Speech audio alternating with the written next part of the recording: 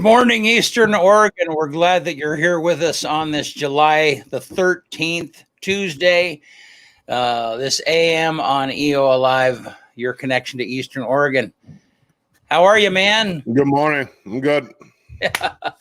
It seems early, doesn't it?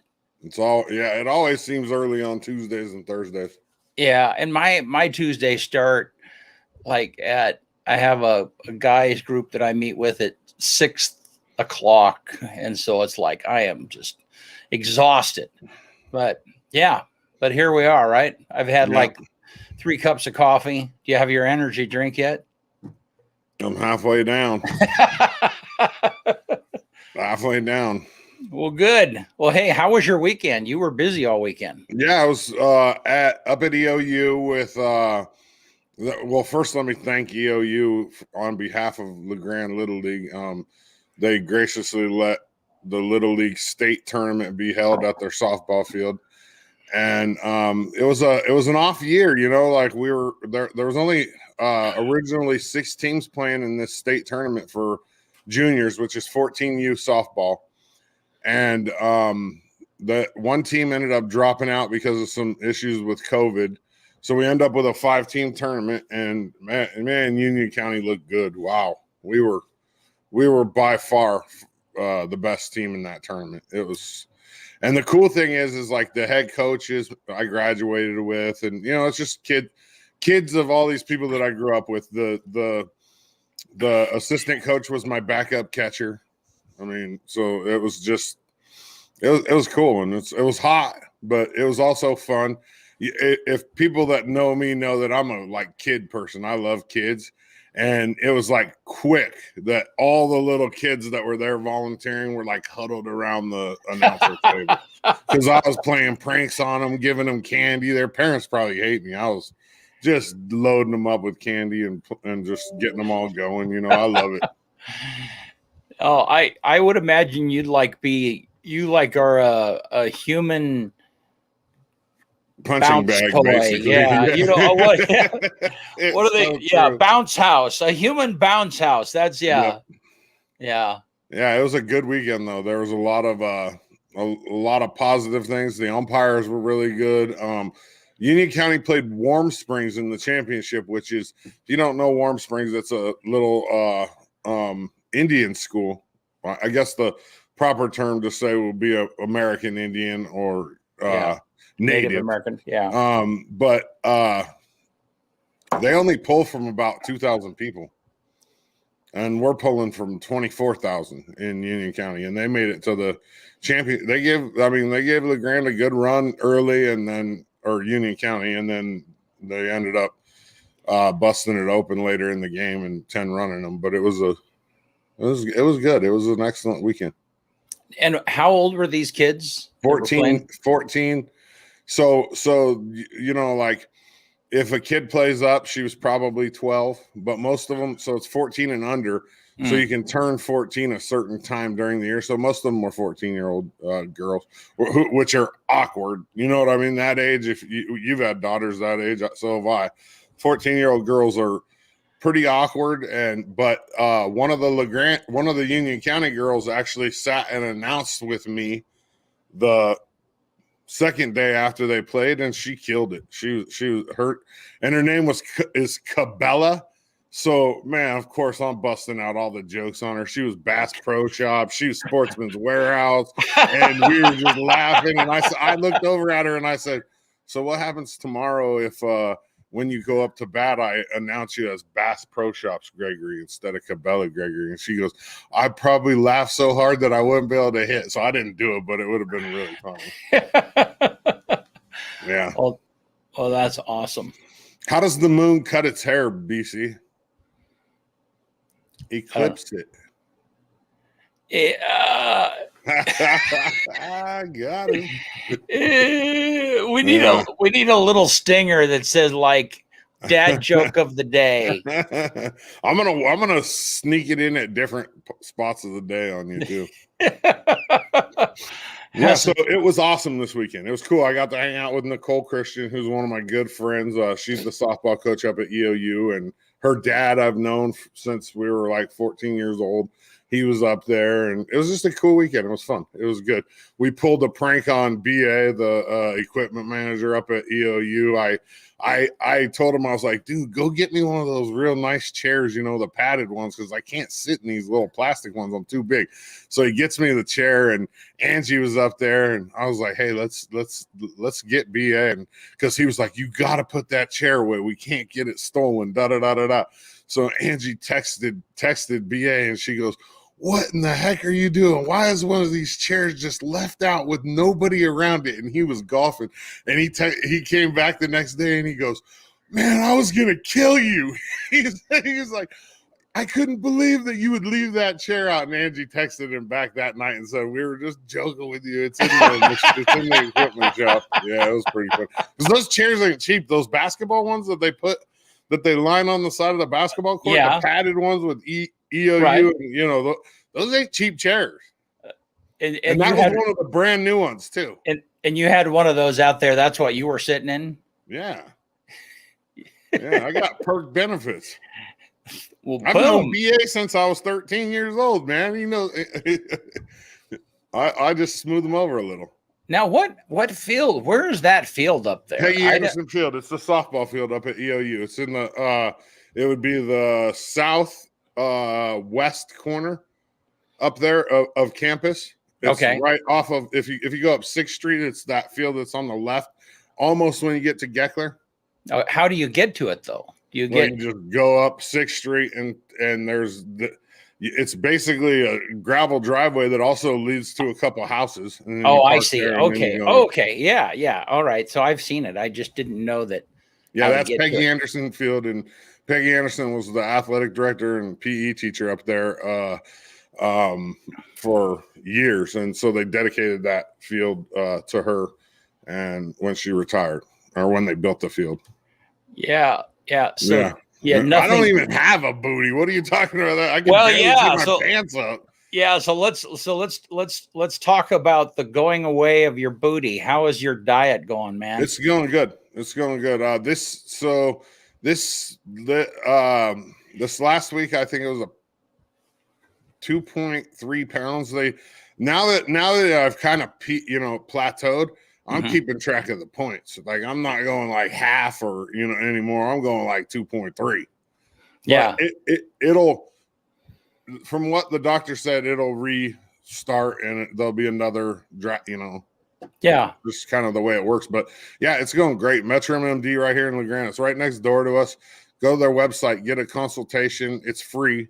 The consultation's free, and they have a great team up there. They work with you, and the plan is similar for every person, but it's also different. They work with you based on, what your financial situation is. I mean, they don't change the prices of things, but they help you develop a plan based on, how much weight you want to lose and how much money you have to spend on food, whatever. And people always ask like, how expensive is it? And I'll say this, like when I look at the receipt from going there, it's very similar to what it would cost me to go to Safeway and go grocery shopping and then go out a couple times a week, which is what I was doing before. So right.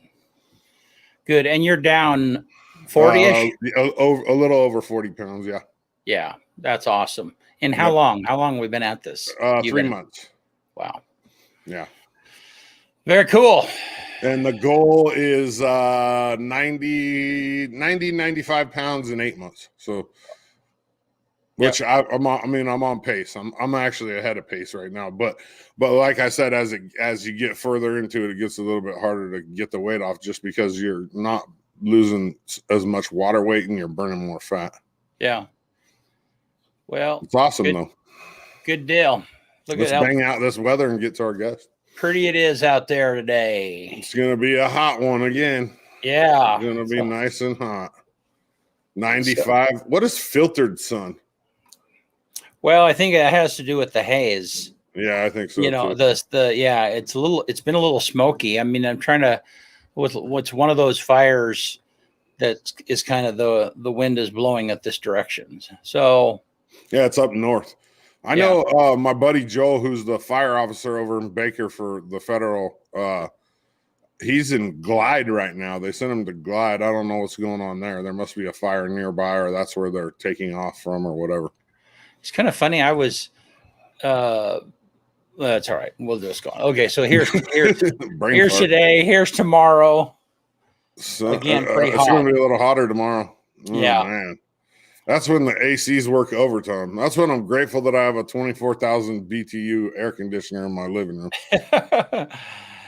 No, what I was going to say was that we did a story recently about the air quality station here in LeGrand, and it's really interesting. They gather this information and they send it to a lab in Portland, but they can tell by looking at the air particles, they can tell, and the wind patterns, they can tell what smoke is in LeGrand, whether it was old timber or new timber that's burning. I mean, it's very interesting. That's cool. Yeah, and they can distinguish that from, a muffler shop down the street that is spewing too much smoke or something. I don't know. The train depot. I mean, they just their science is very interesting from that standpoint. I don't have any idea what that has to do with anything. It's just something I was thinking about. Yeah, it's so cool. I mean, the science is crazy. Like the stuff that they can do nowadays. Yeah, crazy. So hey, we're gonna have Jessy and Heather jump in here with us. Just to remind you guys, you can video call in by putting EOA.news in your browser, or you can always comment. We like to hear what's going on, and we just love to have you interact with us, ask us questions. And Heather was here. I think she'll be back hopefully, but for now, it's Jessy, man. How's it going, everybody? Good. So, center yourself there in the frame. Yeah, there you go. Yeah, yep.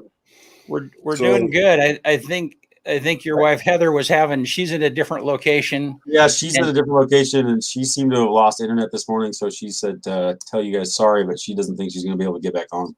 Oh man, that's not acceptable. Yeah, she was the pretty one among us.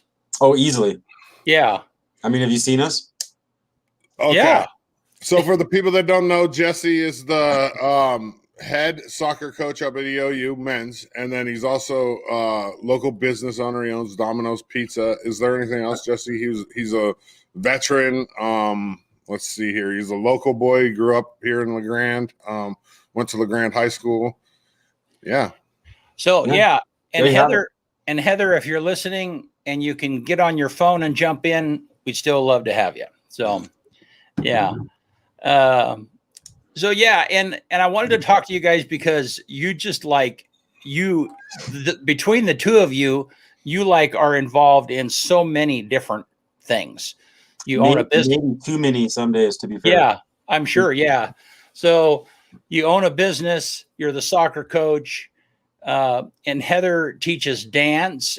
And she's the cheerleader coach right now at EOU, right? She's the assistant for cheer and dance here at EOU, yes. Okay. All right. And then you have 3 daughters. Correct. That live with you, right? Yeah. Correct. And so, I mean, your lives are just crazy full. They are. But I think, for me, at least for me, I can speak mainly for myself in this situation is I like that. I like being busy like that. I think Heather's probably getting to the point where she's ready to slow down, to be fair, because not everybody is excited about going a million miles an hour. And I think both of us, actually, to be fair, honestly, as of late, the conversation has been more about, okay, well, how can we slow down a little bit and just start to enjoy some of the things that we've created for ourselves in life a little bit more. So those are the new conversations that we've been having lately. Yeah, that's hard because our generation, Jessy, was basically taught by our parents that the more you do, the less trouble you get into. So we all our generation is that generation where we just do we can't get in trouble if we're moving, right? It's funny because I say that and people go, "Man, you're really busy," and I'm like, "Keeps me out of trouble." Yeah. That's what your parents told. That's what our parents told us. Like, yeah, true. Yeah, we were pretty much taught that or preached that when we were growing up.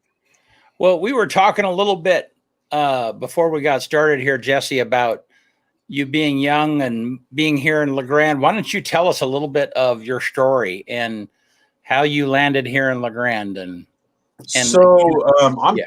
obviously my family's here in LeGrand. I was born and raised here, right at the hospital here at Grand Run Hospital. My last name is Watson, but my biological, that's my adopted last name. My biological last name is Monk, M-O-N-K. And I have a load of Monk family members in Portland, all the way across the United States, to be honest. And so growing up here in LeGrand was unique in a lot of ways, to be fair. In some ways, we were very insulated from things that happen outside of our community, which we still are, which is nice. The ripple effect of the things that happen culturally or socially, I should say, take a little bit of time to get here. That's good, bad, or indifferent. It just depends on how you want to look at it. I would also say that, you know, my time here in LeGrand has always been pretty positive for the most part. There was a moment when I was younger where it wasn't so positive, and that I wasn't the only one who experienced that. Dodsy met with Eric Trice a while back, and had a chance to speak with Eric a little bit about that as well. So we've all experienced things in our lifetime. But my family is, like I said, my grandfather owned a business here, and he raised me up to just kind of work, right? Just work. And I started working, I think, actual working at like age 12. I started a paper out back when the Observer was just kids on bicycles riding around, chucking papers onto the doorstep. And then we had to go out and collect our $4.25 of the subscription fee from the people. So I think that was my first real job of entrepreneurship, because you really just fell on you, because you collected the money and then you go turn in what you owed the Observer, and whatever was left over, that was your money. And so I did that for, I don't know, about 2 years. And like I said, my grandfather owned Taylor's Rug and Upholstery Cleaning. We used to do all the cars for Goss. Lynch is no longer around. We cleaned the carpets, or had contracts with Sac Annex, Foley Building. The downside was when the Sac Annex and some of those other elevators would go out, I got to cart all the stuff upstairs. So, there's the benefits and the downsides, right? So now your grandpa was white, right? Correct. So okay. all my family here in LeGrand are white.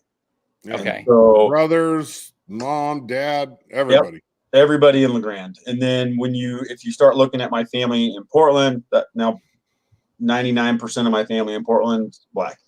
And so when I would go live there in the summers, obviously the summers there were different than my time here.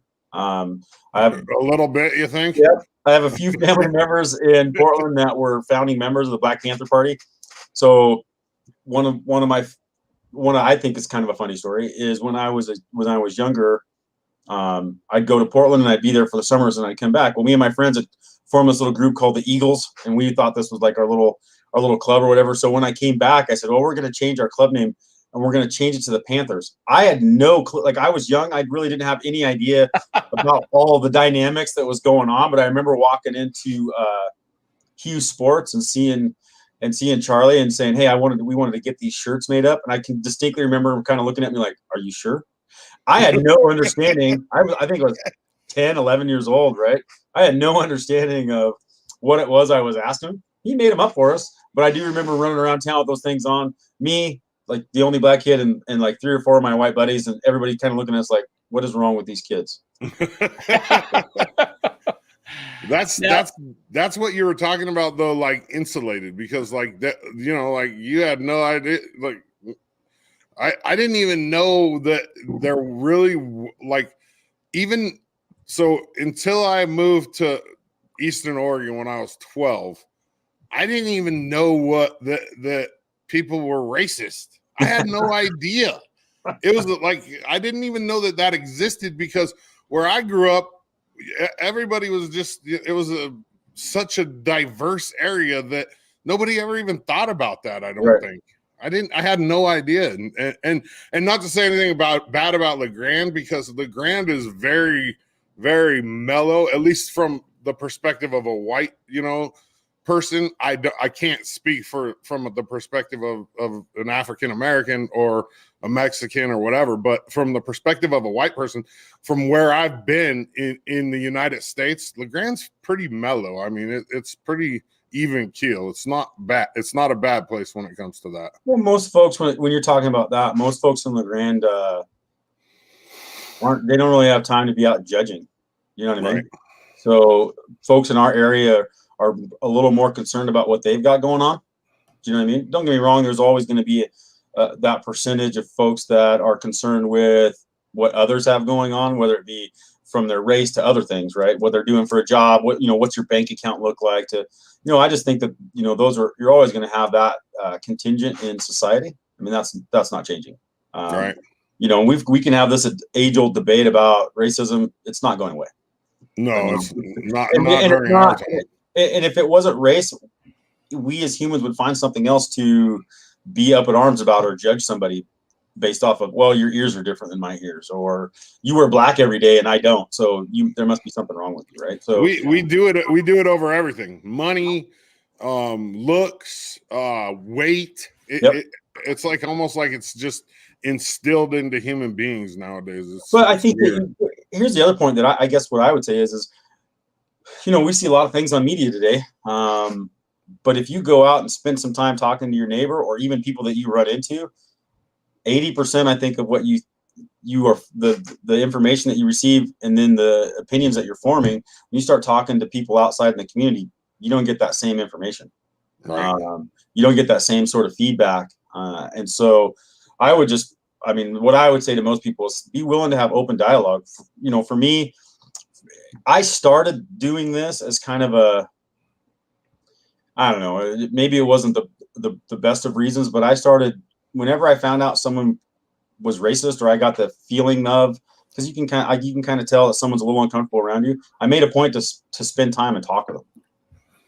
And so in many cases, in most cases, it worked out pretty well. In some cases, it didn't work out so well.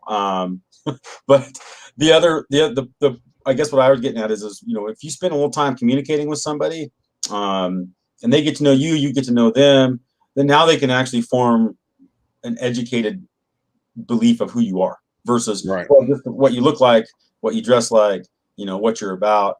And then I think, it's very difficult, and I kind of chuckle over this, is we as a society love to point fingers at, let's say, somebody else's culture or whatever it may be and go, well, that's not right, or because doesn't look like ours. Right. Or they say, or a lot of things can be said. One of the things that I've heard most is, and keep in mind, I've lived from LeGrand all the way to South Central Los Angeles. I've lived all over. I've had a myriad of different jobs, from commercial fishing to, working in the plywood plants. I've met a load of different people from all different walks. I've traveled the globe. And most people, what I found, just want to go about their day and get along with others. But when you hear certain things like, well, they could do better, or they could do this, or they could do that, unless you've been in their situation, unless you've walked in their shoes, unless you've lived in that community and have had to deal with those scenarios, it's very ignorant to say, well, they could do something when you have no idea what it is they're bucked up against. And so I think that that's one of the things that our society is really struggling with, is saying, well, my situation is this, so why can't you just get the same out of your situation? Well, the scenario is different. Like, hands down, the scenario is completely different. It shows through all the time in addiction too. Like, you'll have somebody like judging, so they'll be judging somebody for being a heroin addict, yet they're a pill popper themselves. You know what I mean? It's like oh, you do it legally and you think that it's okay, but you're going to judge somebody that's a heroin addict, even though essentially you're a opiate addict as well. It's like, okay, like that's kind of the bend in our society, where like people think it's okay to judge, but they're doing the exact same thing. It's crazy how it drives me nuts, man. My grandpa used to get at me. He'd just look at me, go, "Glass house." That's all he'd say to me.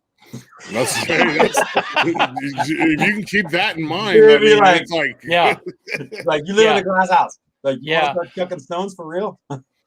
So I have a question for you, Jesse. So this, I mean, and what you said about LeGrand is what I've experienced. I mean, I grew up in Wyoming, and the culturally it's very similar. I mean, we just didn't have that many people of color, and so it wasn't that I ever had a negative opinion about it. It was unfamiliar territory to me, and so and I think that I think LeGrand is similar in that too, is that I mean, so I mean, but I'm reflecting on what the world. I mean, we've been in this whirlwind of this race conversation over the past 2 years, and you throw in COVID in the midst of that, and now, everything is either racial or political, or I mean, it's just a mess,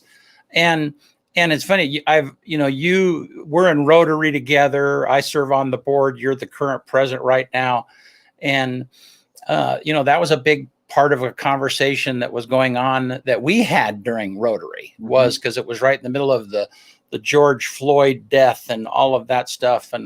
And frankly, part of it is like, well, I want to know what Jessy thinks. He's Black. He can tell us, he can give me a perspective, and so I guess my question is, what do you think about all of those people that are talking about how you think and feel? Good question. Yeah, I mean, I think it's from someone who is white, who does not have this extreme experience in diversity. That's a valid question. Is for me, that's the question. It's like, well, what is someone who it really is in the midst of this? What do they think about this conversation? That's a simple question or a complex answer. Yeah. I Put think you on the hot seat. I think first and foremost is I'm Black and I'm proud, and I'm proud. I've never hid from that. I've never tried to shirk that, and I know what that comes with. And I also know that over the course of my lifetime, a lot of things have had to be fought based off of just the color of my skin. The current conversation isn't new. It's a conversation that's been going on for generations. I think the exposure that it's getting now is, I wouldn't also say new. I just think it's more mainstream at this point in time, right? Is if you watch the conversation, this started, a lot of this, I shouldn't say started, but the catalyst was the George Floyd incident, right? And for me, my thought is well, why did it have to take that incident? We've had loads of other incidents that I feel, in my opinion, are far worse than that. For example, my family and I, when I was 15 years old, we took a trip down to Riverside, California, and Anaheim, went to Disneyland and did all that. And there was a guy that we saw this, we were sitting along the side of the road, and there was a Black gentleman that looked to be intoxicated walking down the street. 3 police pulled up, and yeah, he wasn't overly cooperative, but he was intoxicated to the point where, like, you could easily have handled him, and they beat the crap out of that guy. Like, and in my mind, I remember being 15 thinking, well, wait a second, like that, the force didn't even wasn't justifiable. Yeah. It wasn't justifiable, right? And so, and I'm a strong supporter of police in respects of society would be crazy without them. But if you go to some areas, and I'll be honest with you, I've been pulled over for DWB countless times in my lifetime. DWB stands for driving while Black, and I've been pulled over several times for that specific reason. And of course, and I am being who I am, I will specifically ask, well, what's the reason for pulling me over? Now I don't get belligerent about it. And when they tell me, I'm like, okay, well, fair enough. I mean, I've been pulled over for no license plate light. I've been pulled over for obstruction of view probably a handful of times. And that obstruction of view was a tree air freshener hanging from my mirror. Like, just random, like little stuff like that you just go, well, that doesn't even make sense at all. And so, when I first moved back here to LeGrand, and maybe I shouldn't say this, but when I first moved back here to LeGrand, there was 1 or 2 police officers that were inclined to pull me over regularly. I won't say it's because of my skin color. I will say it's mainly because they had no idea who I was, and I was new in the community. My skin color probably had a reasonable component to do with it. Let's just be honest. Yeah, But there's how no I feel doubt. about today's discussion and where it's at is, well, had to be had. I mean, let's just be honest. The conversation had to be had. How it came about is unfortunate in respects of, how many lives have been lost over the last decade, 2-3 decades, because the conversation's been largely ignored, right? And I feel for all police officers because, just like anybody else, it kind of sucks to be judged based off of the actions of a few. And when I sit before you as a black man, and I'm telling you, oftentimes we are judged by the actions of a few. Yep. And so, I feel I can completely and totally empathize and sympathize with that, being in that seat and feeling that. But that's why I love LeGrand. In a load of ways is, it's a community where you get to know people and they get to know you. And that's the difference, is take the time to get out, get to know some folks, have conversations. People are people. And we all, I think at the end of it, everybody just wants to have a quality life. And everybody wants to do something good for their family. And then I think, as Americans, we need to keep things in perspective. If you haven't traveled outside of our borders, you haven't been to some other countries, then you probably aren't really clear or aware of how good we have it here, to be fair. And so in some ways, it's like, hey, let's calm down, just figure out how to be a good society. Yeah, and we're super fortunate in LeGrand too. For we have EOU here, which provides even more diversity in a place where diversity hasn't been our top selling point as a town, but EOU provides even more diversity than what we would get inherently. I would agree with that, but EOU always has. I mean, as long as I can remember from growing up here as a kid, there's always been a pretty diverse makeup, or let's just say the most diverse makeup in the community has always been EOU. Yeah, absolutely. And LeGrand, I mean, people, I hear like mixed stories. Like you'll hear people say, "Oh yeah, there's a lot of racist people in LeGrand," and I look at them like, "You ever been to Jackson, Alabama? It's still segregated. Like it really is. I've been there." I think if you're on the other side of that, Dodzy, so let's say, for example, you're the one that receives the racism. It doesn't matter if it's a small contingent or a large contingent, right? Yeah. The way that it makes you feel, and like depending on the scenario, the feelings and the emotions that come with that can leave pretty lasting impression, right? So, definitely. I see what you're saying, but also if you come here, let's say you come from outside of our community and you come to LeGrand and you're only here for 3 or 4 days, and within those 3 or 4 days you just happen to run into the 10% of people that are that voice their opinion about how they feel about your race, then this could be the most racist town you've ever been in. It just depends on how you run. I could never relate like to the black or white, that the racism part, but I have been discriminated against because of my size. There's no doubt about that. I mean, I know how that get caught. Yeah, you know about that as well. Yeah. But it's not near as I don't know the word, but I mean, I've been made to feel pretty bad, and I wasn't even like hugely fat. Like, I mean, just my size. Like when people don't even realize it. And I think that's similar with racism. Like people don't even realize it sometimes that they're being racist. My grandmother grew up in Pittsburgh, Pennsylvania. She was born in 1928. Until the day she died in 2005, she called black people colored people. That's how she was raised. She didn't realize that she was being racist. And I'm not giving anybody a free pass on being racist at all. It's just there's some people that are ignorant and don't know. It's but crazy. I guess I would contest that a little bit. I think that calling someone the wrong label is not racism, and I think that that's part of the conversation that has happened. I mean, I think for me, racism is determined by what's going on in a person's heart. And that's what defines it. It's not defined by a term. I mean, we can say that's a racist term or that's whatever, but for someone to be racist, for me, it has to be that they intentionally think that they're better than someone else because they're skinny, or because they have a different color of skin, or whatever. I mean, that's the racism side of it. Specifically has to do with the color of skin. I think in my heart I'm better than you because I'm white, and so I talk down to you, or whatever it might be. I mean, that's for me, that's racism. And Yeah, I guess I think it's hard to differentiate between what's what. Yeah. Well, Big and it has become this. It has become this this false litmus test too. I mean, so where it's like, I mean, and it's you throw politics into it, and people that will call it racism because there's power in that. I mean, I want to speak from the white side from a second, because I guess I mean, the only people that I've ever heard say something that I would say were racist was probably my grandpa. I mean, I've never had any friends, I've never had any family members that I would say they felt like they were superior to someone else because of the color of their skin. I've never experienced that. I don't have friends that feel that way.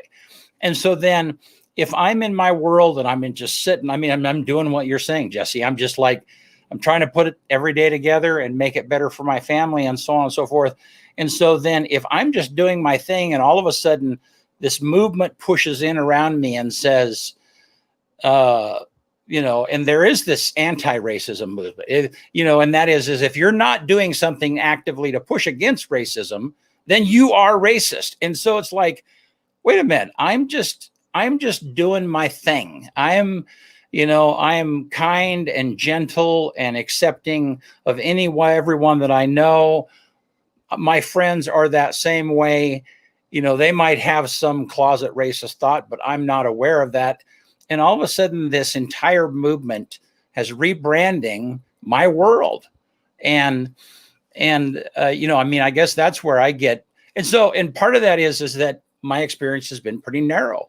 And so it's really good for me to hear you talk about things, because it's like, I don't know that many people that are people of color, let alone who have had negative experiences. And so then when I listen to the news, or I look at the current culture, then it's like, how much of this is real? How much of this is based upon real experiences, or how much of it is made up because someone's trying to manipulate something? So I'd say that there's a fair amount of real, like, to be honest, in my lifetime, this is a story that I've told several times, just because I've always found it to be pretty unique and just kind of speaks to what I think needs to happen if we're going to have real conversations and fix this issue. I had my first Marine Corps roommate, first got to the fleet, moving into my room. I'm in my room, and this other young Marine comes walking in, and he sees me when he walks in the door, and I can just see instant disgust on his face. And I instantly knew why. I knew exactly what his issue was. And he puts chucks all of his stuff on his rack, and he storms out of our room. He comes back in like 15 minutes, and now he's just all pissed off. He's even more mad. He's just like throwing his stuff in there and chucking his stuff away. And probably did this for about 10 minutes. He turns around and he finally goes, I just want you to know, like, this is the first thing he said to me.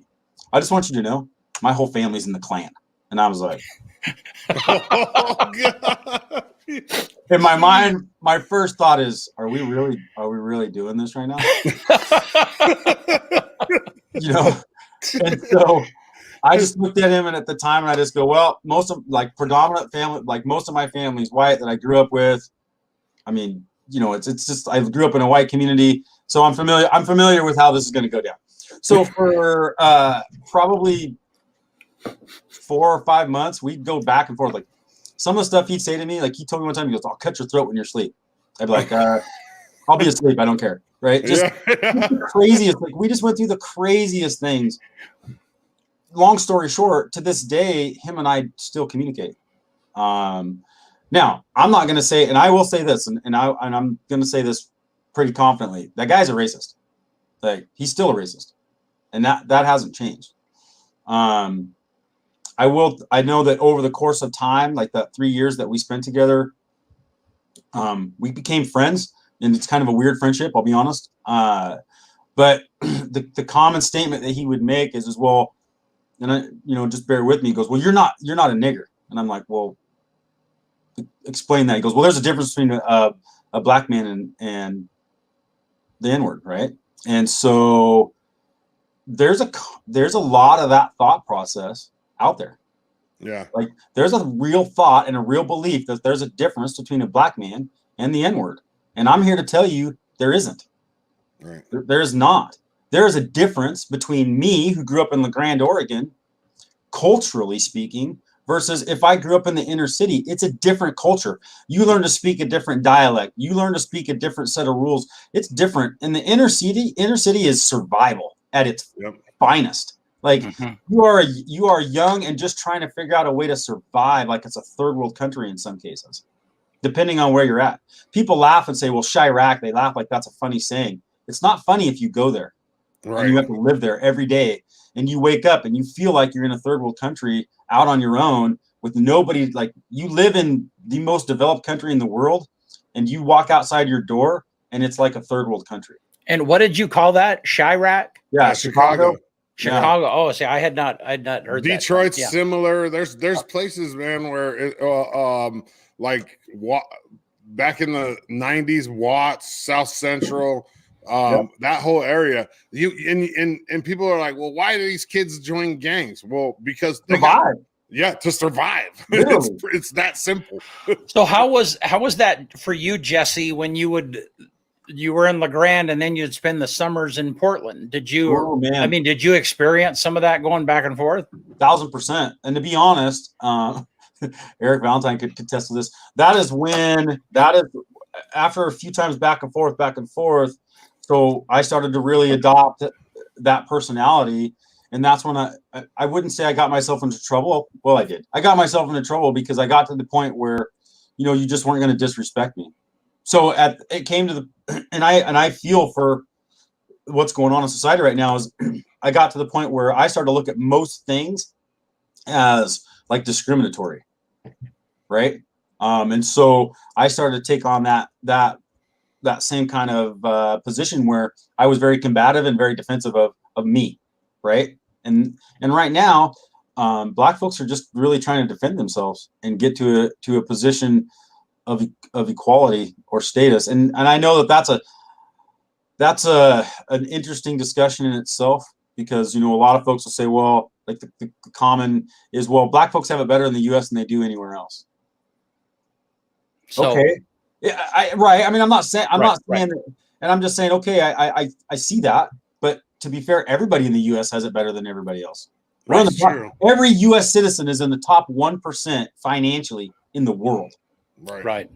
And the fact that we just skip right past that amazes me in some cases, right? Yeah. So, well, and it's funny. I mean, just to digress just a little bit. So you're in Rotary. Eric Valentine is in Rotary. So, and Eric was a judge. So I guess the way that translates is that sometime in your earlier life, you were before his bench. I ran with a group of friends that we were quick to throw hands. Like that was our claim to fame in respects to, if you disrespected or came at one of our crew, we were ready to throw down. And that's probably what led all of us join the military. Every last one of us joined the military. Now one runs like a regional manager for some fiber optics company out of, I don't know, Nevada somewhere. Another one's a physician's assistant in Spokane, retired out of the military. and the other one's a marshal, a U.S. marshal. So we all ended up doing what we would consider to be, productive and good things in life. We just took a different route. Wow. Hey, to touch back on what BC was saying about like just wanting to live life, I think we do. White people do have a little bit of a responsibility, and maybe not a responsibility, but for future generations. If we can just stop joking about stuff, even then it just, you know what I mean? And and I like jokes. Don't get me wrong. I think we should keep things lighthearted, but the way you totally get rid of something is it has to be totally gotten rid of. There can't be little things that are acceptable and big things that aren't. It just has to, and that I feel like that's my responsibility as a white person, is like, hey, I'm not going to joke about racism. I'm not going to joke about that kind of stuff because it's not a joking matter to me. Right. And I think that culturally, I mean, we have to adapt and adjust. And that certainly has been, I mean, that's been my experience is, you know, I mean, when I was a kid, telling black jokes was a fairly common thing, but also telling Polish jokes, Polak jokes, that was a thing, you know, and it didn't even occur to me that either one of those were inappropriate, you know, and so now I'm more intelligent. I'm sharper. I feel like everybody should have to do like 2 years in the military. Yeah. I think if everyone in the U.S. did a couple years in the military, by the time you're done, you'd be desensitized to the stuff that makes you like get you all butt hurts, for lack of better terminology. Yeah. And what you find is, the one thing that I did find is the bond that was created, even with this young man that I, like I told you, his whole family's in the Klan. Those are things that I think as Americans, if we could just start figuring out how to, again, like I said before, spend some time with each other, sit down, talk to people, get to know one another. We all have the same kind of thought processes for the most part. We just want to do well for ourselves and do well for our families. Yeah, in the military, whoever you're fighting doesn't discriminate whether you're black or white, and eventually the white guy and the black guy are gonna have to cover each other's back. Well, in the Marine Corps, it's funny because in the Marine Corps, nobody has a color. Everybody's green, and they'll tell you that when you first get there. Like, you're all green. Just some of you are light green, some of you are dark green. Like, well, hey, let's pivot for just a minute, okay? Because you and I have talked a considerable about business, because you own the Domino's franchise here in town. I had you and Heather on. It's probably been a couple of years ago, and you talked about it. One time you had 5 Domino's franchise, and then you kind of reduced and came down to this one. I mean, I've been in your franchise several times, and I mean, you guys put out a lot of pizza. I mean, you do. I don't know. Talk for a minute about business in LeGrand, and I don't know. That's pretty broad, but what's it like having a business like what you have in LeGrand? So we had several locations, ranging from Baker City all the way out to Portland, and have employed a load of people over the years. I will say the one thing about LeGrand that I found to be true in all the markets is the employee pool was considerably better. I know that right now everyone's hiring, everyone's scrambling to find employees and bring people on. But I also know that I talked to other franchisees around, and they're struggling worse than what's going on here. So I'd say, in respects to how LeGrand sets, the employee pool's almost always been better. It's almost always been easier to attract quality employees and quality candidates for our jobs, which has made life a lot easier for me to operate here in LeGrand, honestly. The other part is obviously when I live here and you're always in the store. I'm in the store every day. I'm not always making pizzas, but I stop by several times a day. And my crew loves that, by the way. They love when I just show up on them at random times. I'm sure they do. That's it. I'm sure. So you show up with your Marine Corps hat on and salute it like, let's go. Here we go. Let's touch on this. So over the years, I've caught a lot of flack because people say, well, working at Domino's, that guy runs it like the Marine Corps and this, that, and the other. And this is how I look at it is customers are entrusting us with their needs, right? Customers are calling us, they're going to pay us, and they worked hard to get that money. I think it's our responsibility to provide the very best service and product that we can provide 100% of the time. And so the only way that happens is there has to be a strict regimen for the way things happen in our store, and things have to happen a specific way all the time. And I'm that guy that I'm going to be like, I'm always about making sure that that's happening. I think that for the most part, most of our customers can appreciate that, just because there tends to be some consistency with our service. But if you ever come in and you're watching, and I'm in there looking like I'm like going crazy on the crew, I'm not going crazy. I'm just trying to put things back the way they're supposed to be to ensure that we're providing the best service that we can. Because, customers are paying $20, $30 for an order. I would think that you'd want to make sure that you're getting your money's worth out of that order. And so that's something that I try to preach to my crew all the time is, look, we're not selling just pizza, we're selling an experience, right? So, Brent, you guys call us our store. Let's say you call an order in about 20 minutes, you're going to be like, where's my pizza? Why isn't it here yet? Right. And so if we didn't do a good job on the phone, or we messed up the pizza, or, we were extra late, all of those things can sour that experience pretty fast. And then now you're sitting there going, well, I just spent $25 for what? And that's what I really try to avoid, is to make sure that customers on the back end aren't feeling like, well, that was a waste of money. And so, I'm a realist. I know that things can't be perfect all the time, but we do shoot for perfection as often as we can. I think that should be everybody's business plan. People forget that somebody's giving you money for a service.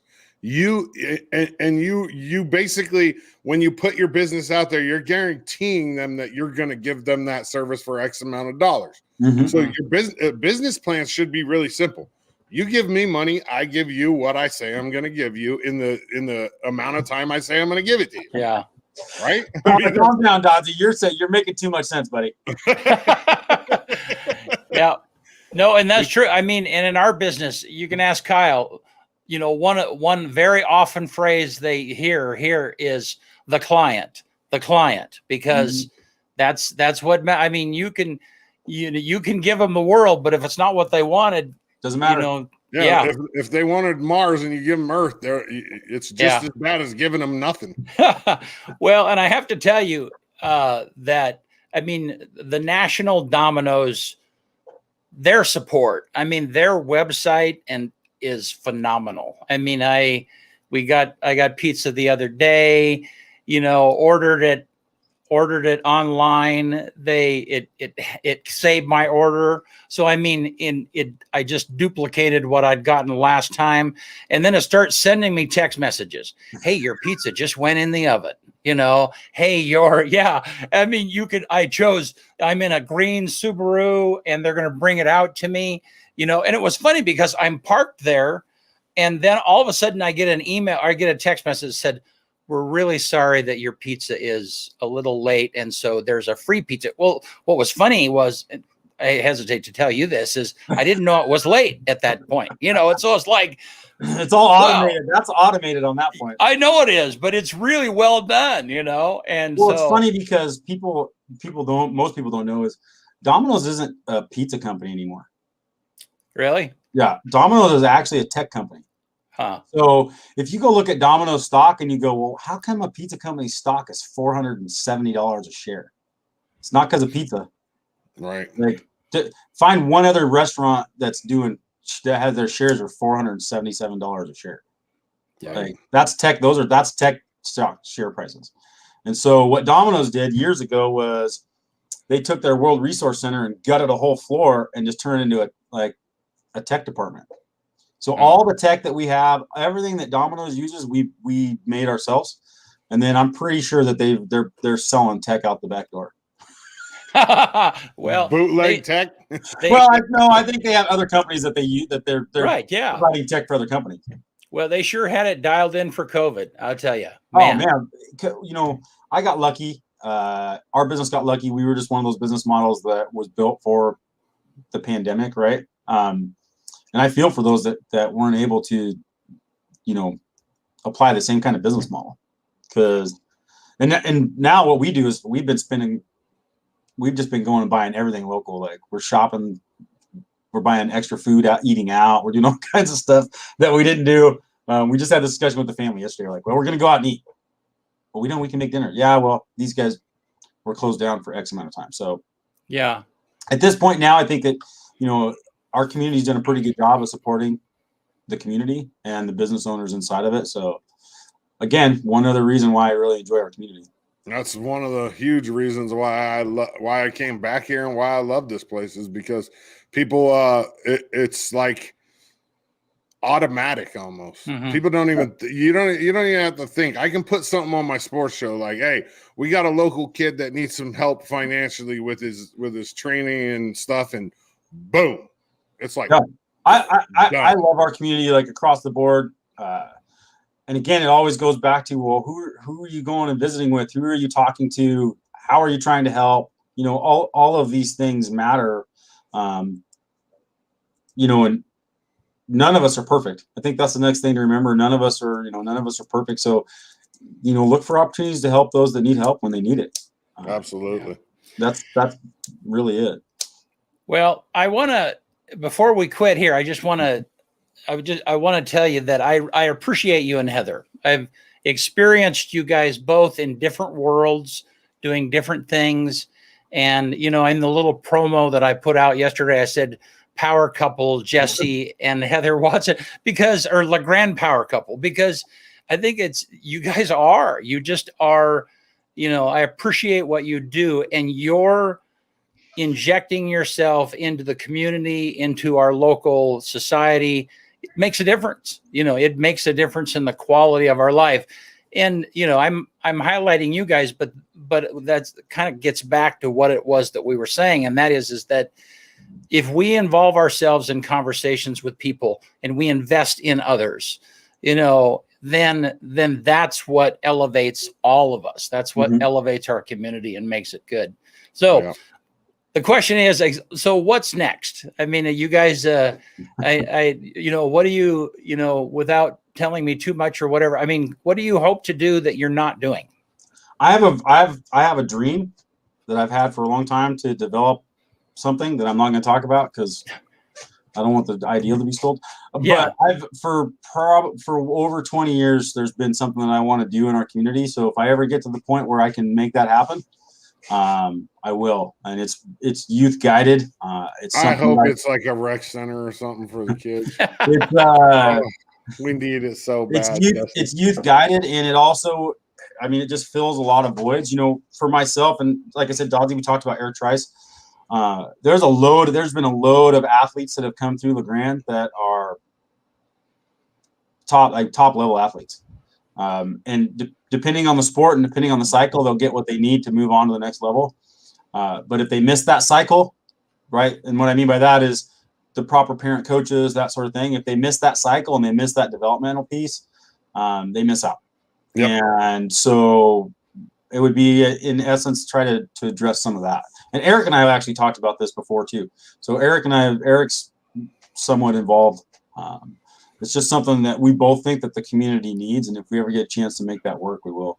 I'm already in your head about your idea. I'm already there. I'm there.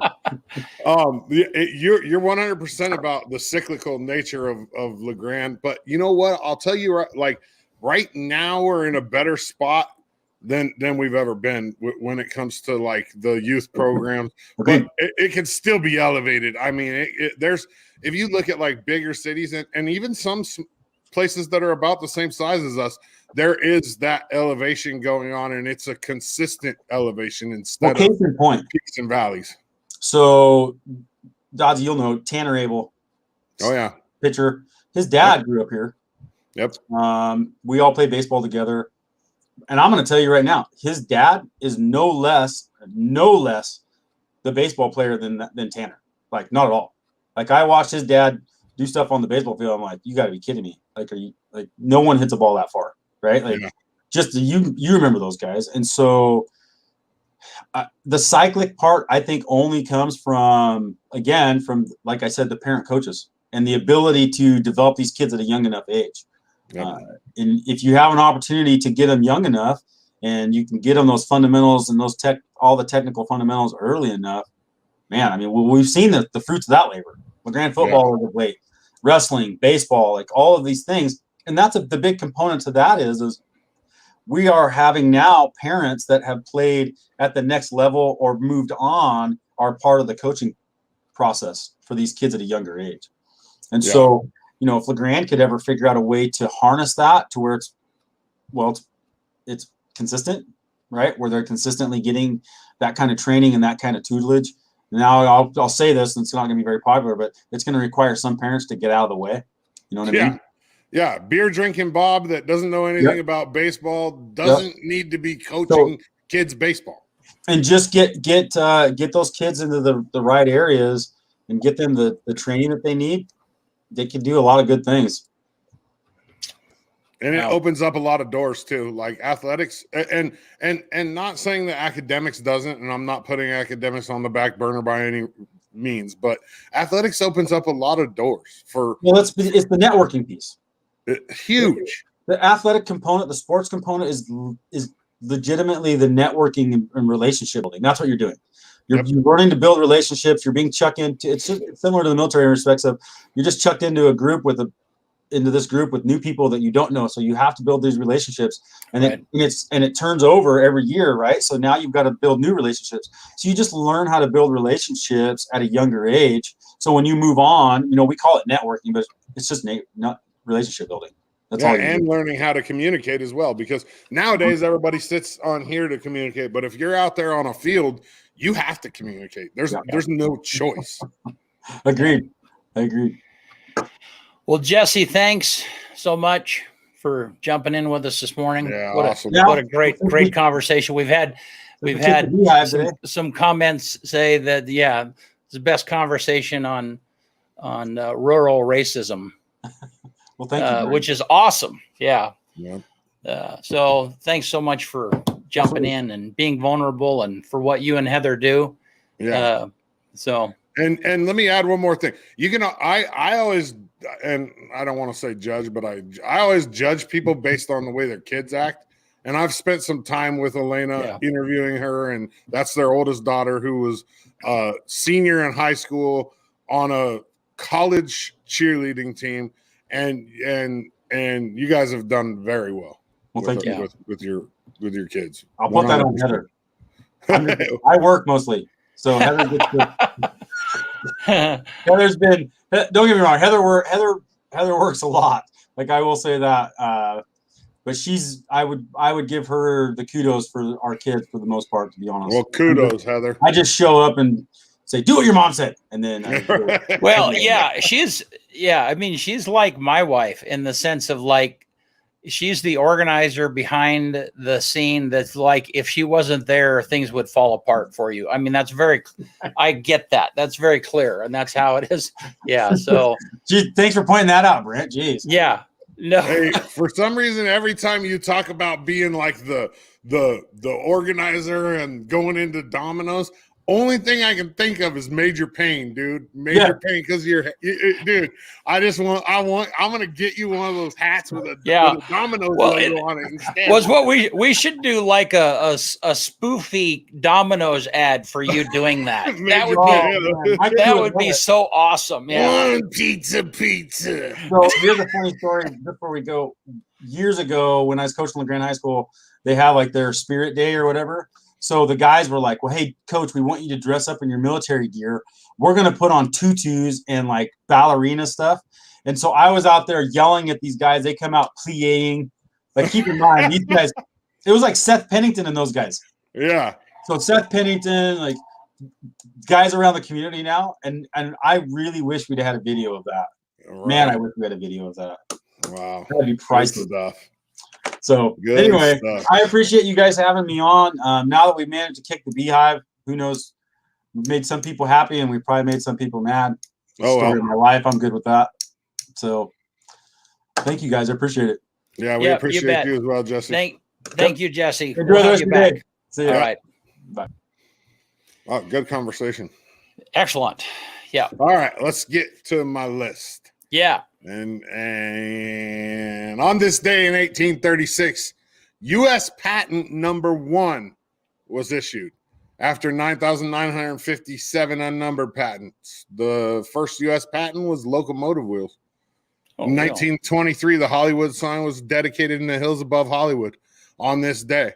It originally read Hollywood Land, but the last 4 letters were dropped in 1949. In 1939, on this day, Frank Sinatra made his record recording debut. In 2008, on this day, and there wasn't a lot of stuff that happened on this day, but InBev bought Anheuser-Busch for $52 billion. It's a lot of money for a beer company. Yeah, and then so let's go to the number 1 song in the country on this day in 1991 was still Paula Abdul, 10 weeks in a row. Holy smokes. And my quote for the day, Harrison Ford, because today is his 78th birthday. May the force be with you is charming, but it's not important. What's important is that you become the force for yourself and perhaps for other people. Wow. So, He's Harrison Ford. 78 78 today? years old. Does that make you feel old, BC? I knew it would. I knew it would make you feel old. No, actually, it makes me feel young. It's like, yeah. Yeah. Yes, 78 years old today. Wow. Harrison Ford. All right. We'll see you on Thursday. Thank you, Eastern Oregon. We appreciate you. Yep. Thanks for watching.